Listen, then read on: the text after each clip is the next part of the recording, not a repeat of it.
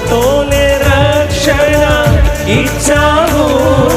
నా క్రియ వలన కానే కాదు, జీవితమంతా స్తులను.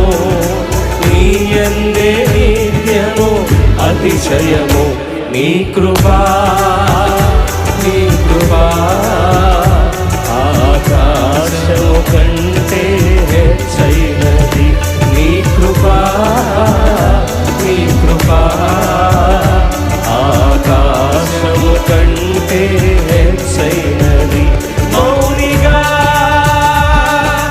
ఎటులుండేదా సాక్షిగా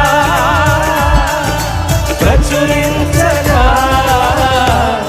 నా తుది శ్వాస వరకు నీ చెంత చేరే వరకు, నా తుది శ్వాస వరకు నీ చెంత చేరే వరకు